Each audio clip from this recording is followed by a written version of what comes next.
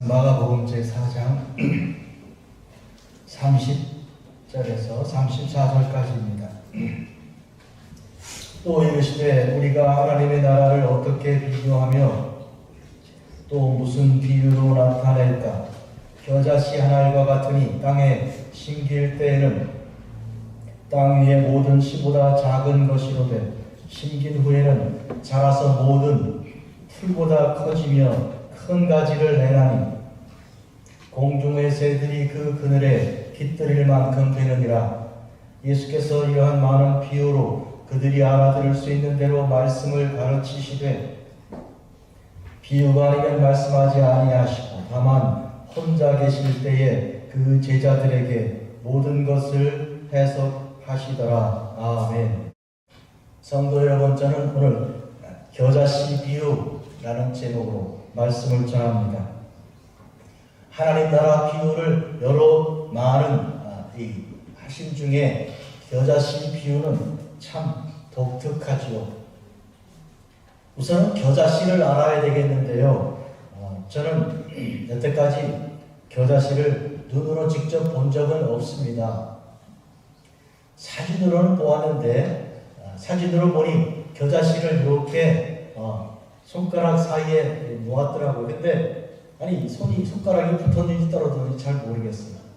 그만큼 작은 겨자씨입니다. 그런데 우선은 사진도 본 적이 없는 분들이라 할지라도 오늘 예수님께서 설명을 잘 해주셨어요. 모든 씨보다 가장 작은 것이다. 그러니 이 연상이 되지요. 저는 어렸을 때부터 맨드라미 씨를 알고 있는데 제가 아는 씨 중에 제일 작지 싶어요. 더 작은 씨가 있나요?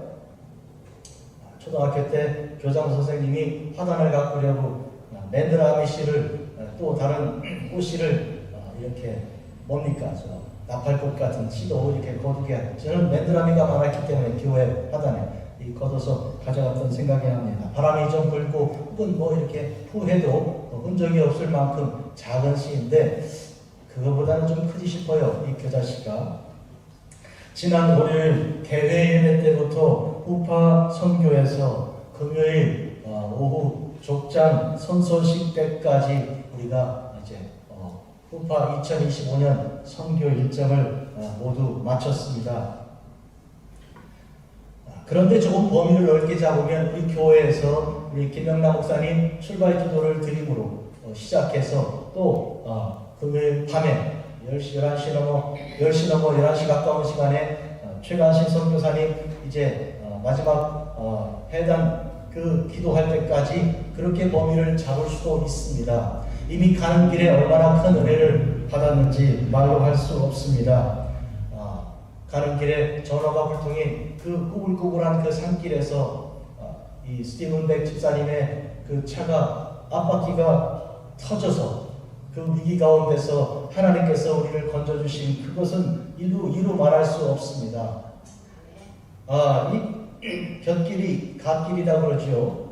이게 너무 짧아서 이쪽 차로 이 길로 들어왔고 이 바퀴 터진 바퀴 쪽이 그리고 이미 이쪽으로 끼울었기 때문에 그걸 들어서 바퀴를 이렇게 바꾼다 하면 차가 넘어갈 수도 있는 그런 위기 상황입니다. 전화불통입니다. 그런 상황에서 예배 시간은 다 되고 또 이러저러한 상황 속에서 하나님께서 구하시고 건져주신 하나님만 의지하게 하신 그 어마어마한 그 사건이 벌써 처음부터 그렇게 있었습니다. 하나님의 놀라운 사랑으로 이제 우리가 은혜 가운데 모든 일정을 마치면서 김명남 목사님께서 우리가 후파 선교 사역을 어떻게 시작하게 되었는지 물으셨습니다. 지극히 작은 겨자씨 얘기를 거기서도 드렸습니다. 우리 중에 어떤 두 여인이 하나님의 감동을 받아서 운전하여 그 위법일 여기서부터 5시간까지 가야 하는 그 산길 그쪽에까지 갔던 그때 8년 전 일이죠.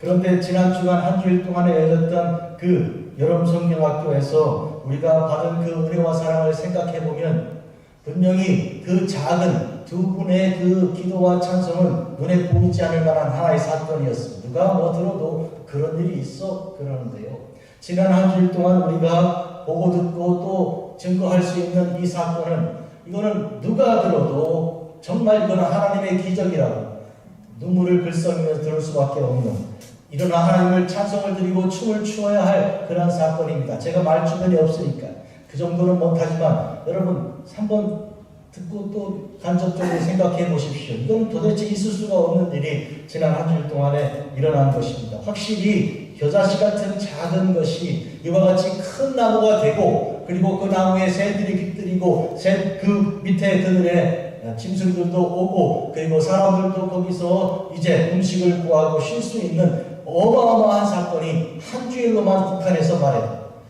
일어나게 된 것입니다. 그러면 처음부터 8년에 이르도록 점점 자라 올라온 그 모든 과정을 우리는 알고 있는데 과연 주께 영광을 올려드리지 않을 수가 없습니다. 겨자씨 비유는 하나님 나라 비유요, 하나님 나라는 이와 같이 가장 작은 무시할 만한 그런 것에부터 출발하는 것이니까, 그런 의미에서 적은 것, 작은 무리들, 그리고 이제 부족한 그런 모든 사람들에 대하여, 교회에 대하여 우리는 두려워할 것이 없다는 것, 오늘 말씀으로 확증해 주십니다.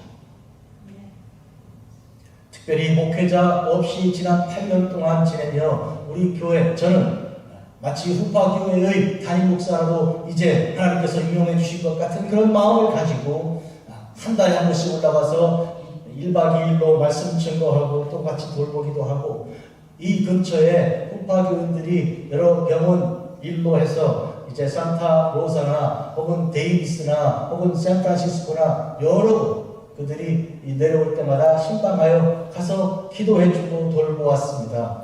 그들은 주일 예배, 일부 예배, 영어 예배 들어와 예배를 드리고, 그리고 매주 화요일마다 함께 성경 공부를 하고요. 지난 5년 이상을 매주 한 주일도 거의 빠짐없이 그렇게 예배를 드리고 성경 공부를 하였습니다. 이와 같은 그런 하나님의 아름다운 결합을 이루어내신 그런 일들, 그리고 조 데이비스 형제가 족장 1에서 탄핵이 되었는데 그것이 나중에 족장의 그런 최종 회의에서 불법이었다는 것이 드러날 때까지, 그래서 작년 3월부터 올해 이제 6월 지지난주 화요일날 재당선될 때까지 1년 한 몇 개월, 7, 8개월, 3, 4, 5개월 정도의 그 고통의 세월을 지나는 동안에 얼마나 어려움이 많았는지요. 그러나 하나님께서 들어 세워 주셨습니다. 이 일에 우리 교회의 사역, 이 하나님의 교회 사역도 같이 맞물어가지고 거짓으로 이렇게 하였던 일입니다. 그런데 그런 일에도 불구하고 족장 선서식에서 나는 하나님을 믿는 사람이요 예수 그리스도의 사람으로서 이와 같이 자리에 섰음을 주께 감사한다고 말한 것은, 이것은 빤히 이제 반대하는 사람들, 얼마든지 다시 트집을 잡을 수 있는 사람들 앞에서 우리 주님의 승리와 주님의 돌보심을 선포한 것입니다. 여러분, 무엇보다도 우리 주님께서 우리와 함께 하시는 가운데 또 주께서 사랑하시는 하나님의 종들이 합력하였습니다. 민병거 목사님은 중독 치유에 대한 하나님의 놀라우신 그 은혜를 베풀었는데 꽉 들어찬 많은 사람들이 정말 큰 사랑과 은혜를 주께 감사를 드렸습니다. 그 중에 그분이 감옥 사역하는 중에 10년 동안 그 감옥, 제가 여러 차례 가서 말씀을 증거했던 그 감옥에 그 제소자로 있었던 한 사람이 이제 출소하여서 마침 그 예배에 이 세미나 자리에 참석한 것이죠. 이건 뭐 예정도 없었던 얘기예요. 이거는 확률로 치면 제로죠. 안 되는 일이죠. 어찌 후파 사람이 거기 있었고 그가 10년 만에 출소한 지 직후에 그 자리에 나와서 거기서 만난다는 얘기입니까? 상상이 됩니까? 가만 보니까 어제 아는 사람이다. 보니까 패스터요, 또 형제니까 끌어안고 그러더라고요.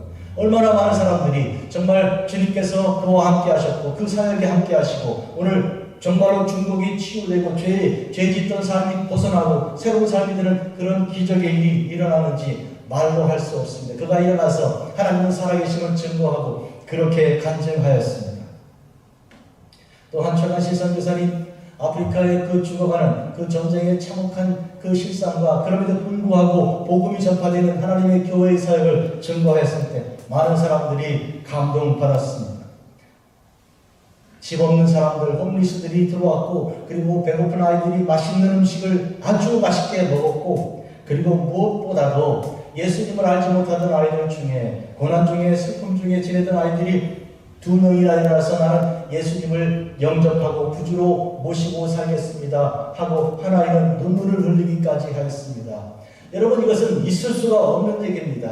한 생명이 주께로 돌아오면 하나님께서 천하 강산보다 귀하다고 했는데 둘이나 돌아왔고, 그것도 어린 아이들이니 그들의 그 미래를 주님께서 책임져 주실 것이니 이 얼마나 귀한 일입니까? 상상도 할 수 없는 일이죠. 우리는 초창기에 갈 때마다 여러분, 이 교회 문을 열어 불 켜주십시오. 그리고 지나가는 사람들, 오가는 아이들이 우리를 기다리는 교회가 있다는 것을 알려주십시오. 지금은 주일학생 한 명도 없지만, 젊은 사람이 하나도 없고, 우린 몇 명 노인들 5-6명 뿐이지만, 주님께서 젊은 아이들의 그 웃음소리와 뛰노는 소리와 찬송소리와 찬양과 고백하며 주님께 나오는 일들이 일어날 줄 믿습니다. 문 열어 기다려주십시오. 이렇게 계속 반복했던데, 지금은 주중에 중고등부 아이들 모임이 막 일어나 많이 모여 그냥 가득 채우고요. 이와 같이 여름 성경학교 때 아이들이 일어나 주님을 고백하지 않았습니까? 이런 일들은 작은 손가락 2개 사이에 손가락이 붙었다 할 정도로 작은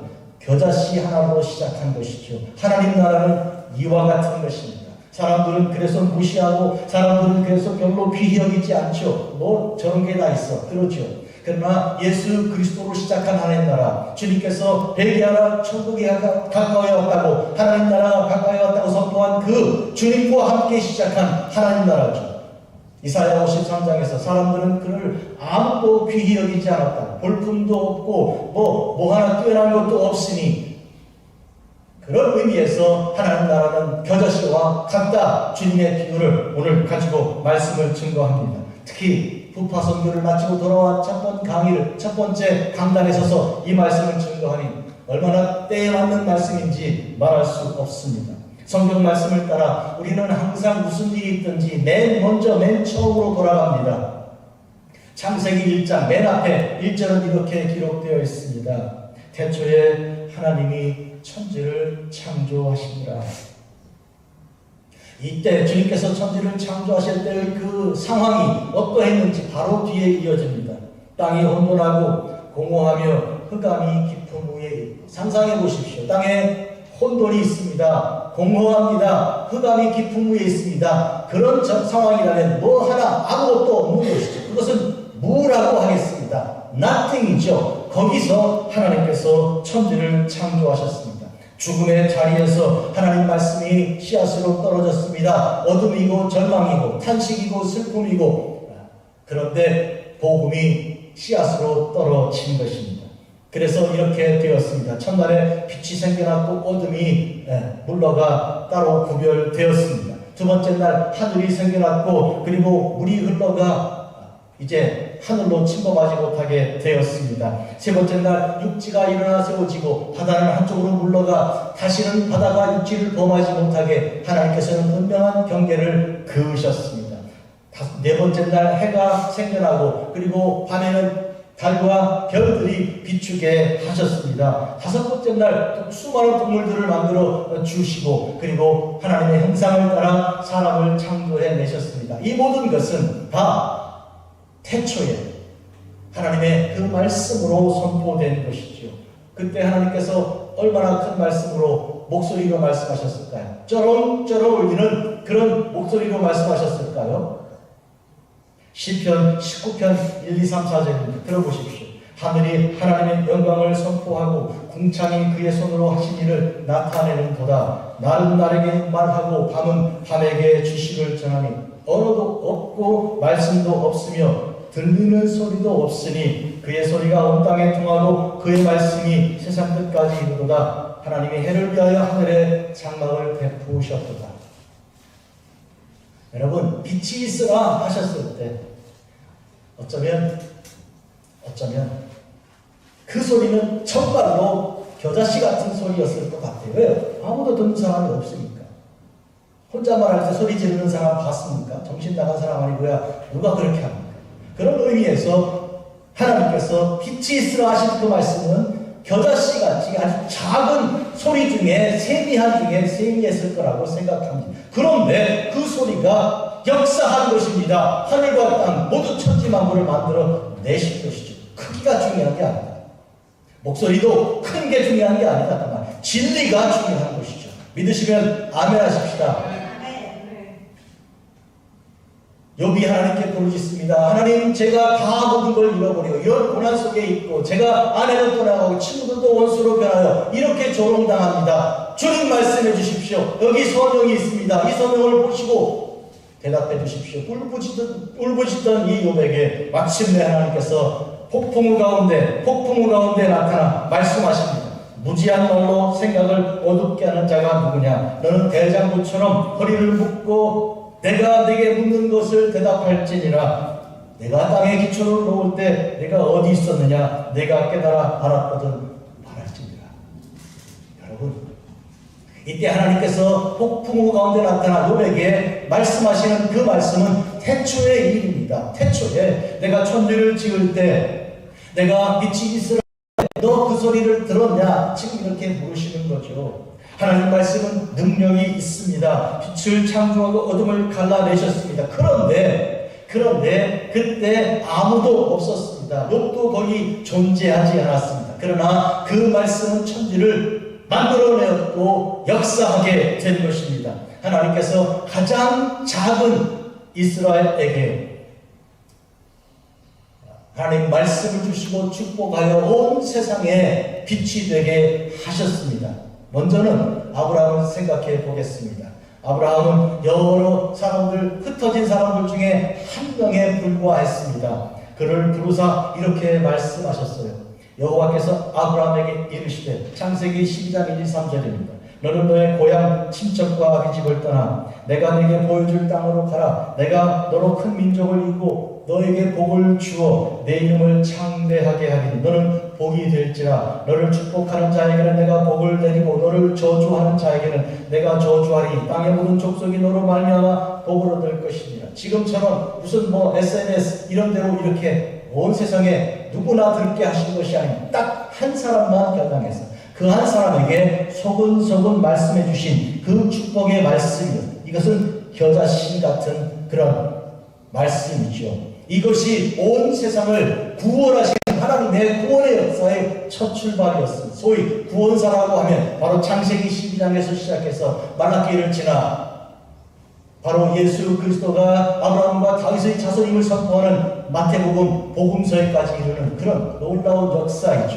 이 작은 한 사람에게 소곤거리는 작은 목소리로 주신 이 귀한 구원의 그 말씀이 마침내 이루어졌습니다. 온 세상에 선포된 이 하나님의 놀라운 복음의 말씀을 들어보십시오. 애굽 땅에서 죽어가던 이스라엘 신음하던 그들이 부르짖을 때 하나님께서 한 사람 모세를 부르셨습니다. 그 모세는 왕자 신분도 있었으나 40년 지난 80세 된 노인으로서 그는 40년 광야 생활을 통해 처가살이를 통해 기가 다 죽고요. 정말 아무것도 아닌 자가 되었습니다. 주께서 그를 그때 기다렸다가 부르셨습니다. 그 세미한 음성을 들어보시기 바랍니다. 하나님께서 그가 보려고 돌이켜오는 것을 보신지라 하나님이 떨기나무 가운데서 그를 불러 이르시되 모세야 모세야 하시니 그가 이르되 내가 여기 있나이다. 여러분, 이때 모세에게 큰 소리로 부를 필요가 없는 거예요.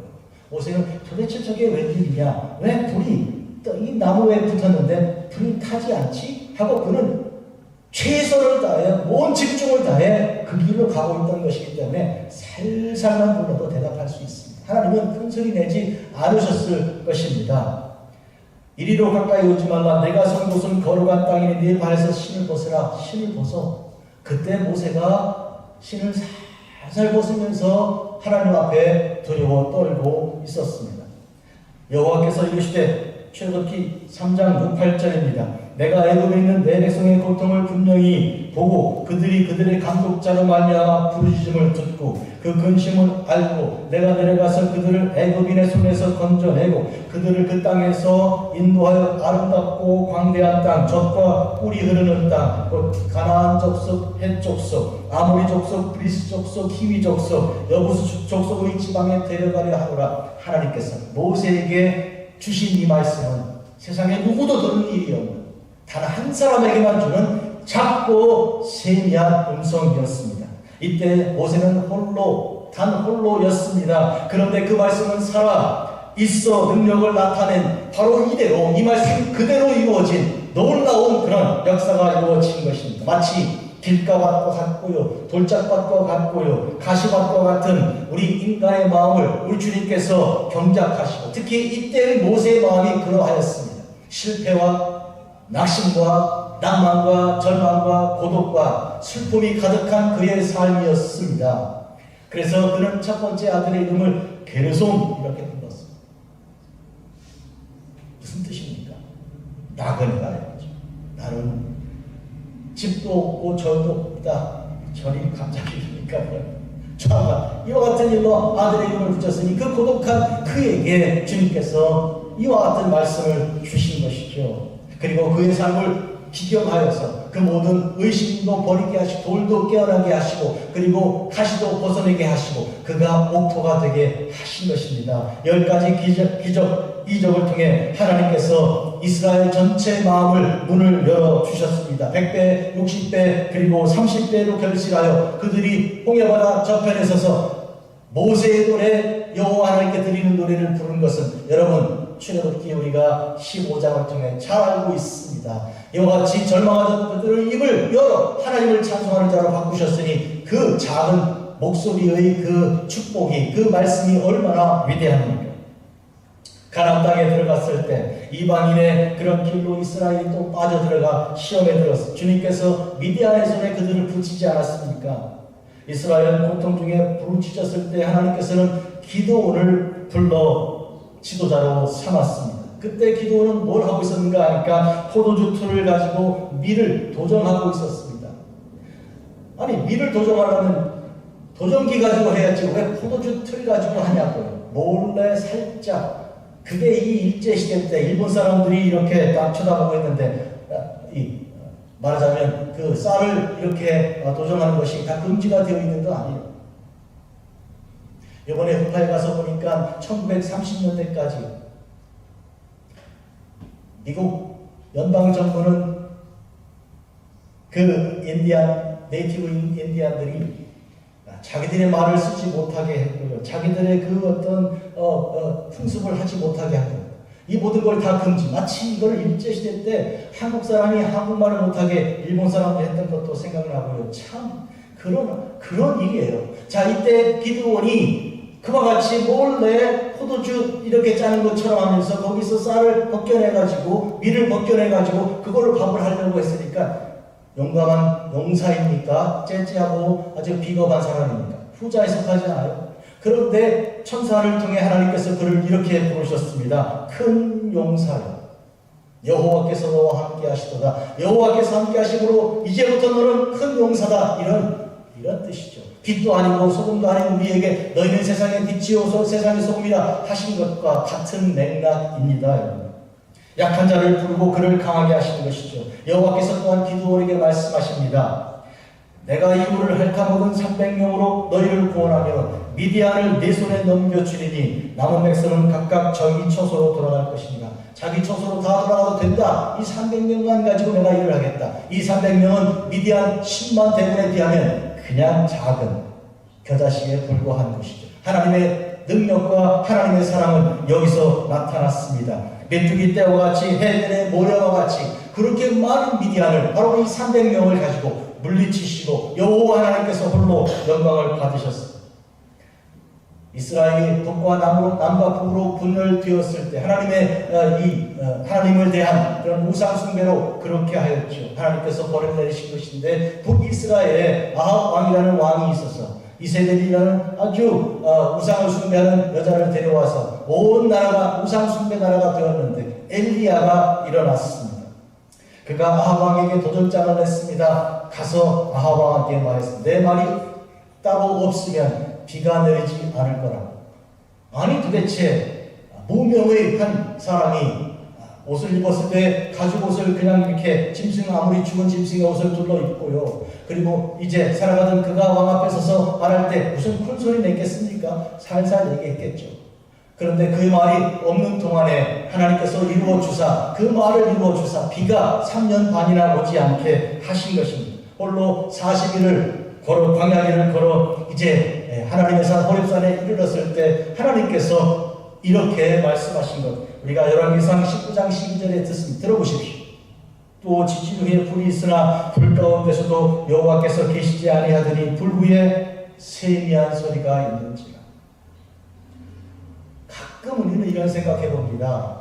하나님은 이렇게 작은 목소리로 아브라함을 부르시고 모세에게 말씀하시고 그리고 기드온에게 말씀하시고 지금 엘리야를 불러 세미한 소리를 주실 때는 이게 무슨 뜻일까? 어쩌면 가장 약하고 가장 부족한 사람 곁에 서서 그 모양으로 주님께서 마치 말 구유에 오시고 그리고 죄인들과 창기들과 세리들과 함께 계셨던 그 작고 초라한 모습 그대로 그들에게 조금 말씀하신 그대로 오늘 우리에게도 이렇게 작고 못나고 부족한 우리에게 그와 같은 말씀을 주시는 것이 아닌가. 그런데 말씀은 능력이 있고 힘이 있어 그대로 이루어지니 그러므로 가장 낮은 곳에 있는 우리가 놀라운 주의 영광을 보게 하신 것이 아닙니까? 마치 시므온과 안나와 같이 일평생 늙어 이렇게 병들어 언제 죽을지 모르는 그때 이르도록 성전에서 기다리고 있던 그들에게 마침내 아이를 예수 그리스도를 안을 수 있는 축복을 주셨던 것처럼 그래서 낮은 가장 가운데 가장 연약한 가운데 놀라운 주님의 영광을 볼 수 있도록 작은 씨앗을 허락해 주신 것이 아닌가. 우리가 혹시 조금 된다고 생각하고요. 사람들이 칭찬해 주고요. 스스로 잘난 줄 생각하면 아니 도대체 겨자씨 거기 우리가 눈길을 주겠습니까? 마음을 주겠어요?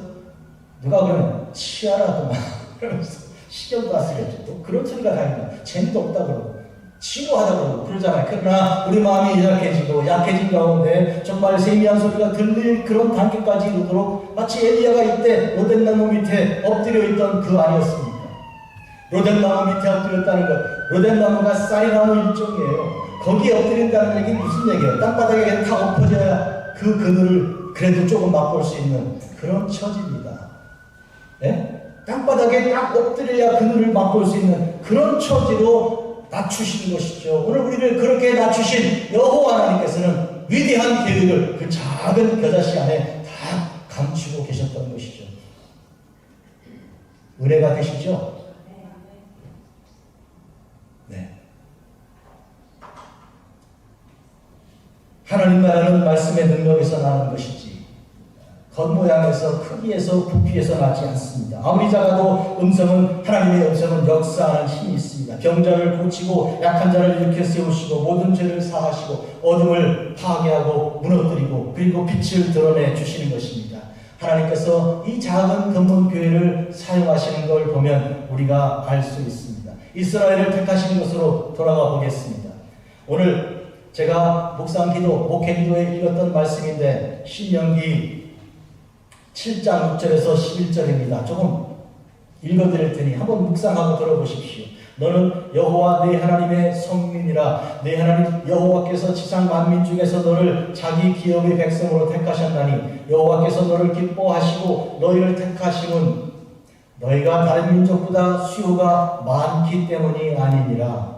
너희는 오히려 모든 민족 중에서 가장 적으니라. 여호와께서 다만 너희를 사랑하시고 말미암아 또는 너희 조상들에게 하신 맹세를 지키려 하심으로 말미암아 자기 권능의 손으로 너희를 인도하여 내시되 너희를 그 종되었던 집에서 애굽 왕 바로의 손에서 속량하셨나니 그런즉 너는 알라. 오직 내 하나님 여호와는 하나님이시요 신실하신 하나님이시라. 그를 사랑하고 그의 계명을 지키는 자에게는 천대까지 그 언약을 이행하시며 인애를 베푸시되 그를 미워하는 자에게는 당장에 보응하여 멸하시나니 여호와는 자기를 미워하는 자에게 지체하지 아니하시고 당장에 그에게 보응하시느니라. 이쯤 되면 여러분 생각해요. 아니 안 믿고도 부자 되는 사람 많고 잘 먹고 잘 사는데 언제까지 계속 저럴 것 같은데 자식들도 잘 되고 그러나 여러분 당장에 보응하시고 당장에 그에게 보응하여 멸하신다. 이 말은요 사실 그들의 삶 속에 벌써 죽음이 와 있는 것이죠. 남들 볼 때는 잘 먹는 것처럼 보이나 먹어도 그게 즐거움이 없는 것이죠. 벌써 온 거예요. 그런 의미에서 우리는 그들을 부러워할 것이 아니고 불쌍하게 여겨야 되는 것이죠.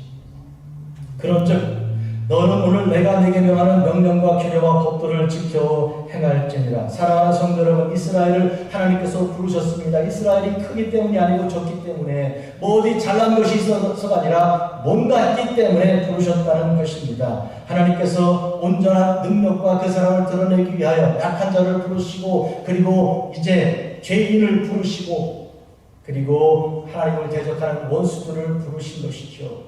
우리가 부르심받은 것은 우리가 자격이 있어서가 아니요, 자격이 없어서 부르신 거예요. 혹시 부르심받았을 때 내가 장로 자격이 있나 보다, 장로 자격 없어서 부르신, 장로로 세우신 거예요. 우리가 그런 의미에서 그리스도 안에서 어떤 자격도 없는 자를 부르신 이런 하나님의 능력 우리가 들어보십시오. 일어나 네 자리를 들고 걸어가라. 그가 어디 감히 일어날 수 있습니까? 자리를 들 수 있습니까? 걸어갈 수 없습니다. 그러나 그를 그렇게 하신 것은 그에게 아무 조건이 그럴 수 없기 때문에 주께서 그렇게 명령 주신 거죠. 혹시 우리가 할 수 있다면 주님 명령을 듣겠습니까? 듣기 전에 딴 데 가죠. 내가 일어날 수 있고 내가 자리를 들고 갈 수 있는데 내가 왜 주님 곁에 아직도 남아 있습니까? 이해가 되시죠? 그런데 주님의 명령을 듣는 것은 우리가 할 수 없기 때문이요, 우리가 죄인이기 때문이요, 우리가 의롭지 못하고 하나님을 대하여 원수 노릇을 하고 있었기 때문이죠.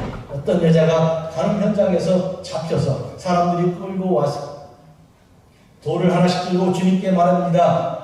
당신 생각에 이 여자를 우리가 죽일까 말까요? 율법에는 죽이라고 되어 있지요. 이렇게 말해요. 이것은 예수님을 덫에 걸어 죽이려는, 돌로 여자를 칠 뿐만 아니라 예수님도 동시에 치려는 생각이죠. Yes, no, yes 해도 예수님을 돌로 칠 겁니다. 죽이라 그래도. 아니, 당신은 용서를 말하고 사랑을 가르친 사람이 지금 죽이라고?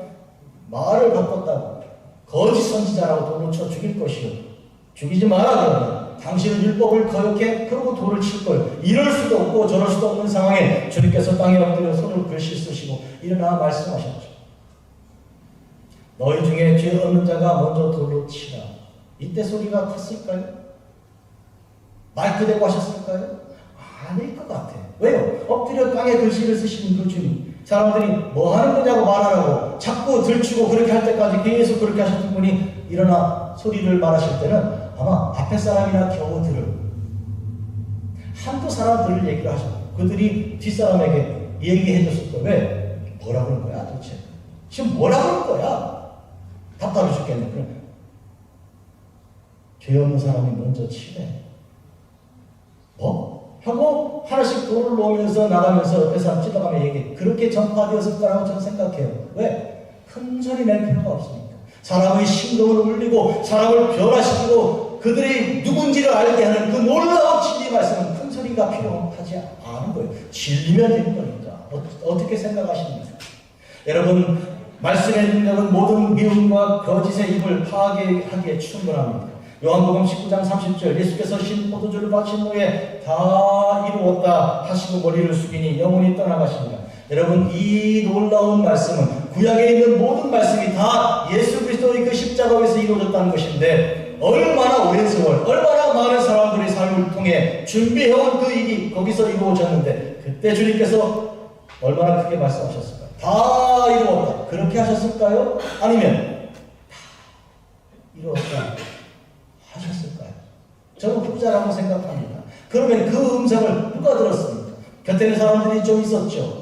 그러나 대부분은 소리를 지르고 조롱하고 내려오라고 한다든지 이런 사람들이었고요. 믿고 눈물을 흘리는 그 소수의 사람들, 그들이 들은 거예요.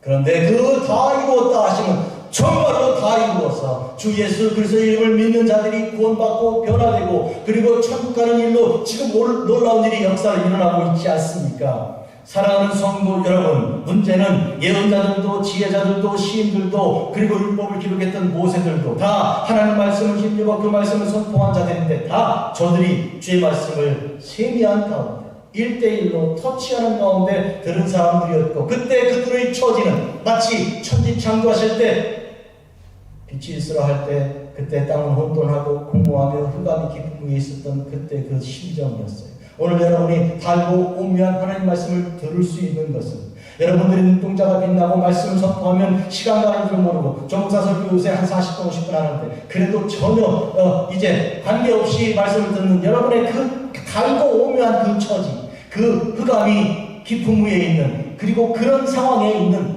주께서 여러분을 낮추시고 그리하여 주의 뜻이 이루어지게 하신 것이니 우리를 낮추신 하나님께 오히려 감사를 드리죠. 사람들은 우습다고 여길지 몰라도 우리는 견딜 수 없는 사랑이, 그 감사가 우리에게 있음을 고백합니다. 예수께서 십자가 위에서 하나님 말씀을 이루어 다 이루셨다, 이루었다 하셨을 그때 그 상황을 로마서 5장은 이렇게 기록하고 있습니다. 우리가 아직 연약할 때 기약대로 그리스도께서 경건하지 않은 자를 위하여 죽으셨다 하였고, 5장 6절입니다. 5장 8절은 우리가 아직 죄인 되었을 때 그리스도께서 우리를 위하여 죽으심으로 하나님께서 우리에 대한 자기 사랑을 확증하셨느니라 했고, 10절은 곧 우리가 원수 되었을 때 그의 아들의 죽으심으로 말미암아 하나님과 화목하게 되었은즉 화목하게 된 자로서는 더욱 그의 살아나심으로 말미암아 구원을 받을 것이니라. 보십시오. 우리가 얼마나 작은 자가 되었는지, 얼마나 낮은 자가 되었는지. 씨앗으로 치면 고구마나 감자같이 이렇게 큰 것이 아니고 눈에 안 보이는 겨자씨같이 작은 자가 되도록 이렇게 부족하였어요. 연약할 때, 죄인 되었을 때, 그리고 원수 되었을 때, 그때 오히려 우리 하나님 아들 예수님이 십자가 위에 죽으심으로 우리를 살려내시고 건져내신 것이 반복합니다. 우리가 주께서 우리를 찾아오신 것은 우리가 주님을 맞을 준비가 되어 있고 주님께서 오실 만한 기쁨이 우리에게 있기 때문이 아니라 자격이 없기 때문에, 우리가 의롭기 때문이 아니라 불의하기 때문에 해서 주님께서 내가 온 것은 죄인을 불러 회개시키러 온 것이라 하셨으므로 우리가 죄인이었을 때 주께서 오신 것입니다. 말씀이 육신이 되어 우리 가운데 거하시네. 우리가 그의 영광을 보니 아버지 독생자의 영광이요 은혜와 진리가 충만하더라. 요한복음 1장 14절입니다. 은혜와 진리가 충만한 그 현장은 어둠의 자리였습니다. 말씀이 빛으로 이 땅에 올 때 세상은 다 어둠이었습니다. 예수 그리스도, 그는 누구십니까? 예수님을 아는 것이 생명의 길입니다. 여러분들은 예수님을 알지 않아요. 이거는요, 여러분이 얼마나 보배를 가지고 있는지, 마치 이제 땅을 파다가 땅에서 이제 보화를 발견한 사람 같은 그런 축복이 있는 것입니다. 그러므로 이것을 여러분이 기쁨을 사람들에게 이야기해 줘야 되는 것이죠. 예수님은 그리스도이십니다. 당신을 살리신 구주이십니다. 2025년 여름 성경학교, 후파 여름 성경학교 선교의 주제는 우리는 예수님 안에서 행복합니다. 예수님께서는 가르치셨고 설교하셨고 치료하셨습니다. 마태복음 4장 23, 24, 25절이 이 말씀 주제입니다. 예수님의 모든 목회는 이 세 가지로 압축됩니다. 가르치신 분, 그리고 설교하신 분, 그리고 치유하신 분이시죠. 가르치셨다 하면 산상수훈에서 신령이 가난한 자는 복이 있나니 같은 가르치신 것을 말씀하는 것이고요. 그리고 설교하셨다는 것은 이제 회개하라 천국이 가까웠다고 선포하시는 것이고, 또한 이제 치료하신 것은 병자를 고치시고 죄에서 고쳐내신 것입니다. 우리는 이 사역 내용을 통해 구약을 모두 예수 그리스도를 기다리는 그런 이제 노인자로, 신약에서는 주 예수께서 그리스도이심을 선포하는 그런 놀라운 그런 말씀의 그 성취로 그렇게 이해하여 우리가 믿습니다. 사랑하는 성도 여러분, 성경 말씀은 그 소리가 아무리 작아도 역사하는 능력이 있습니다. 우리 금문교회가 작은 교회가 되었고, 이 작은 교회를 통해 하나님께서 오히려 역사하셨다는 생각을 지울 수가 없었던 것이 바로 지난 한 주간이었습니다. 혹시 우리 교회가 큰 교회였더라면 이런 은혜를 우리가 누릴 수 있었을까? 단언코 말씀드리는데 불가능했을 것입니다. 물론 그래도 할 수 있을지 모르지만, 그러나 저는 제 생각 가지고는 우리가 작아서 어쩔 수 없기 때문에, 주님만 의지하기 때문에 그렇게 되지 않았을까. 좀 이제 마지막 예배 설교를 하고 있는데 김재현 목사님이 들어와서 나중에 일어나서 이렇게 간증하는 것을 들었습니다. 처음에는 젊은 사람들이 얼마나 많이 지원했는지 정말로 많이 간다고 생각하고 준비했는데 시간이 갈수록 자꾸 줄어들어서 몇 사람밖에 못 왔다는 거예요. 그래서 이거는 정말 우리가 어떻게 하면 좋은지. 그런데 이런 은혜를 받고 보니까 하나님께서 인간을 의지하지 말고, 수를 믿지 말고 하나님만 의지하라 하신 줄 안다고 하나님께 영광을 드린다, 그렇게 말했습니다. 사랑하는 성도 여러분, 우리가 약할 때 주님의 강하심을 믿고 의지합니다. 우리가 약할 때 주님이 강하신 것을 비로소 알게 됩니다. 그것을 깨닫고 경험하게 됩니다. 우리가 강하다고 여기고 실제로 강하다면 그걸 믿는 동안에 주님을 의지하지 않고 그러다가 넘어지고 쓰러지고 마는 거 아닙니까? 이런 의미에서 우리가 날마다 받는 가장 큰 은혜가 큰 것은 우리가 약할 때입니다. 그러므로 우리는 우리가 약한 것을 부끄러워할 것이 아니고요. 그것을 도리어 자랑해야 할 것입니다. 사도 바울의 말이 무엇입니까? 나는 주 예수 그리스도를 위하여 내가 약한 것을 자랑한다고 말해요. 도리어 또 예수 그리스도께서 나를 위해 죽으사 수치로 십자가를 주신 부끄러움의 십자가를 주신 그런 십자가를 자랑한다고 그렇게 말한 것이죠. 조금 다른 얘기 하나 하죠. 제가 시골 얘기하고 옛날에 못 먹던 얘기를 하고 그런 얘기를 할 때는요. 지금 내가 먹으니까 그렇게 얘기할 수 있는 거예요. 지금도 못 먹고 있으면 옛날 얘기 못하죠. 제가 옛날에 무자격 학교를 다녔다고 그 졸업에도 졸업장 갖고는 고등학교 시험 못 보는 학교 다녔다고 말할 수 있는 것은 제가 그 다음 단계를 걸어왔기 때문에 말할 수 있지요. 지금도 그것 때문에 터치되어 있다면 창피해서 그 얘기를 어떻게 사람들에게 하겠습니까? 그냥 중학교 나왔어 그러고 물어보면 그냥 오물쩍거리지 않겠어요. 저는 당당하게 그 학교가 어떤 학교인지 말할 수 있는 것은 제가 고등학교, 대학을 이렇게 나왔기 때문에 그 옛날 얘기 하잖아요. 조금 다른 갖고 얘기할게요. 오늘 우리가 우리의 약한 것을 자랑할 수 있는 것은 우리가 하늘나라가 우리 속에 있기 때문에 하늘나라가 내 속에 소망으로 있기 때문에 나의 부끄러움과 나의 약함을 부끄러워하지 않는 거예요. 아무리 작은 것이었다고 해도 실제로 지금 작다고 해도 우리는 그것이 얼마나 큰 나무가 되어서 얼마나 큰 역사를 이룰지를 주 안에서 말씀으로 알고 있기 때문에 우리의 약함을 부끄러워하지 않고 그것을 자랑하는 것입니다. 사랑하는 성도 여러분, 그런 의미에서 우리는 잘 되었을 때만 은혜 받는 것이 아니고 못 되고 있을 때, 지금 이렇게 어려울 때 주님의 사랑이 내게 임하는 줄 믿는 것이 하나님 나라의 비밀입니다. 겨자씨 씨앗입니다. 기도하겠습니다. 자비로우신 주 아버지 하나님, 우리로 하여금 약한 것을 경험하게 하시고 약한 자가 되게 하시고 날마다 주님 앞에 떨며 기도하게 하시는 주님 오히려 찬양을 드립니다. 주께서 우리가 약할 때 도리어 강함이 되시는 분, 우리가 연약할 때 주께서 위대하신 그 분을 더욱 우리가 믿고 의지하게 하시는 그 놀라운 사랑을 이 시간 경험하고 체험하고 주께 영광과 찬송을 올려드려옵나이다. 자비로우신 아버지 하나님, 저희들의 눈물을 받고 찬송이 되게 하여 주시고 배옷을 받고 주님 화관을 씌워주시는 우리 주님, 기쁨의 띠를 띄워주신 주님을 찬양을 드리옵나이다. 그러므로 겨자씨같이 작은 것일지라도 사소히 여기지 아니하고 귀히 여기며 우리 어린아이들의 그 눈빛 하나 그리고 그들을 돕는 작은 손길 하나 정성과 최선을 다하게 하여 주시고 이로 인하여 하나님께서 영광을 홀로 받아 주시옵소서. 예수님의 이름으로 기도합니다. 아멘.